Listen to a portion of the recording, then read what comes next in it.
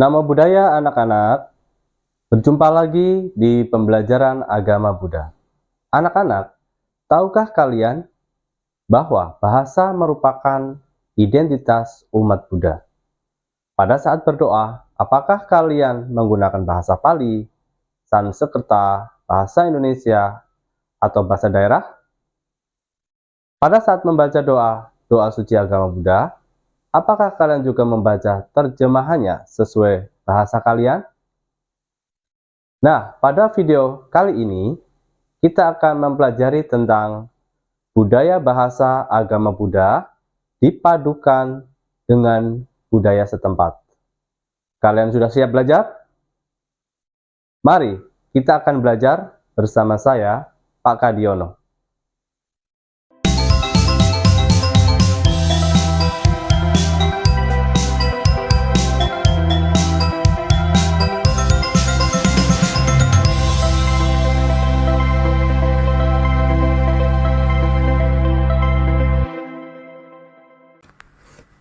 Anak-anak, hari ini kita akan belajar tentang budaya bahasa agama Buddha dipadukan dengan budaya setempat.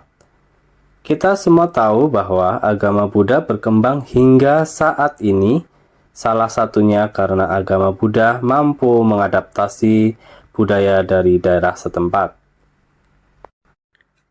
Yang pertama, kita akan belajar mengenai bahasa doaku sebagai budaya bangsa. Anak-anak, ragam bahasa dalam doa-doa suci agama Buddha merupakan kekayaan budaya bangsa. Lantunan doa-doa suci agama Buddha setiap tradisi begitu unik. Kenyataan yang terjadi di kalangan masyarakat umat Buddha di Indonesia, bahasa yang digunakan dalam doa-doa suci agama Buddha sangat beragam. Hal ini membentuk identitas umat Buddha Indonesia. Seperti kita ketahui, di sekeliling kita banyak kita temui aliran-aliran yang berbeda dengan aliran yang kita anut. Aliran-aliran tersebut juga memiliki cara berbeda-beda dalam melakukan puja atau tata cara ritualnya. Anak-anak, marilah kita mengenal terlebih dahulu aliran-aliran agama Buddha di Indonesia. Aliran Theravada. Theravada atau secara harfiah berarti ajaran sesepuh, merupakan bentuk Buddhisme yang paling tua. Penganutnya kebanyakan berasal dari negara-negara Asia Tenggara seperti Sri Lanka, Kamboja, Laos, Myanmar, dan Thailand. Tidak seperti bentuk-bentuk Buddhisme lainnya, Theravada berfokus seluruhnya pada pembebasan diri dengan cara menyingkirkan semua kekotoran batin. Aliran Mahayana. Mahayana yang secara harfiah berarti kendaraan besar adalah satu dari dua aliran utama agama Buddha. Mahayana mengandung dua aliran Buddhisme yang paling populer, yaitu Buddha Tanah Murni atau Amidisme dan Buddhisme Zen. Buddha Tanah Murni tidak berfokus pada Buddha Gautama, tetapi pada Buddha Amitabha.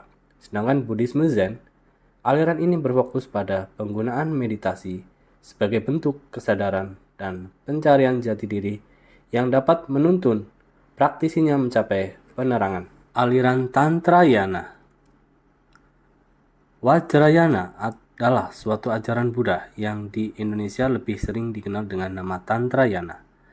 Vajrayana kebanyakan dipraktikkan di negara-negara Himalaya, khususnya Nepal, Bhutan, Mongolia, dan yang paling terkenal adalah di Tibet. Vajrayana atau Tantrayana berfokus pada mengajarkan penganut bagaimana menjadi Buddha dalam satu kehidupan. Biasanya melibatkan praktik-praktik seperti membaca mantra, menggunakan mandala, memvisualisasikan para dewa dan Buddha, serta memanfaatkan mudra. Aliran Tridharma. Tridharma disebut Samkhya dalam dialek Hokkien yang secara harfiah yang berarti tiga ajaran. Tiga ajaran yang dimaksud adalah Konghucu, Tao, dan Buddha. Istilah Tridharma populer melalui sebuah organisasi yang beranggotakan orang-orang dari penganut ajaran Konfusius, Taoisme, dan Buddhisme. Perkumpulan yang didasarkan pada 3 ajaran tersebut selanjutnya disebut Majelis Tridharma. Secara formal, Tridharma dikatakan juga sebagai agama Buddha Tridharma, yaitu agama yang penghayatannya menyatu dalam ajaran Buddha, Konghucu, dan Tao.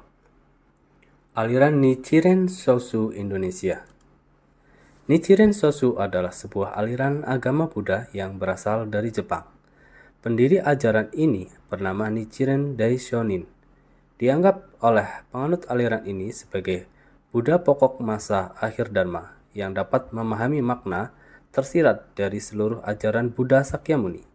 Inti hakikat dari seluruh ajaran Buddha Sakyamuni adalah Saddharma Pundarika Sutra. Sekte Nichiren Shoshu ini berpusat di Jepang. Aliran Maitreya. Agama Buddha Maitreya merupakan sekte dalam aliran Mahayana yang memandang bahwa Tuhan merupakan pembahasan yang utama dan penting. Tuhan adalah sumber dari segalanya. Meski berbeda dengan tradisi Buddhis, Buddhisme Maitreya mampu menegakkan eksistensinya. Dalam hal ketuhanan, Buddhisme Maitreya akan berbeda dengan aliran Theravada, sebab di dalam Theravada yang mutlak adalah Nibbana atau Nirwana. Bahasa yang digunakan sangat dipengaruhi oleh budaya dari mana tradisi itu berasal. Ayo simak bahasa dalam kitab suci dari setiap aliran atau sekte. Theravada menggunakan bahasa Pali dan Indonesia. Mahayana menggunakan bahasa Mandarin, Sanskerta, dan Indonesia. Tantrayana menggunakan bahasa Tibet dan bahasa Indonesia. Tridharma menggunakan bahasa Sanskerta, Mandarin, dan Indonesia. Maitreya menggunakan bahasa Mandarin dan Indonesia. Nichiren Shoshu Indonesia menggunakan bahasa Jepang. Bagian B, bahasa doaku sebagai identitas umat Buddha. Berbagai bahasa dalam doa-doa tersebut merupakan kekayaan budaya Indonesia yang membentuk identitas umat Buddha. Setiap daerah menggunakan bahasa yang berbeda-beda. Contoh di Jawa Tengah, ajaran Buddha dikembangkan dalam lagu yang diiringi dengan gamelan atau musik Jawa. Hal ini memudahkan dalam memahami ajaran agama Buddha. Wujudnya berupa seni tembang mocopat, seni bodro santi, panem bromo, bahkan pembacaan parita, sutra, gatra, dan mantra.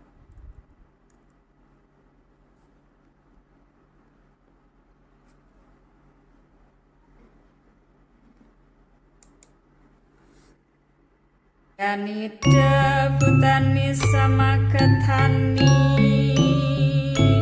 Bumani wayani wa antalikde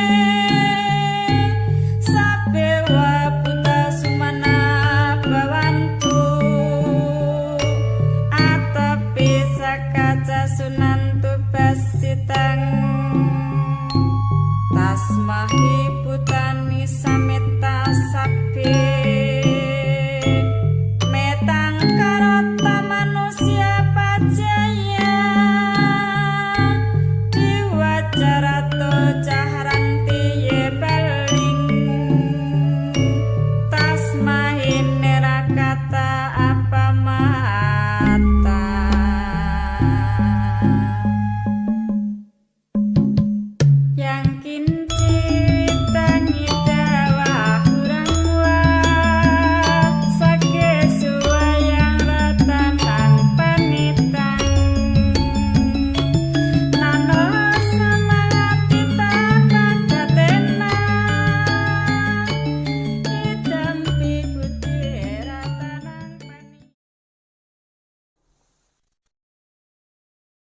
Anak-anak, apakah kalian sudah memahami materi hari ini?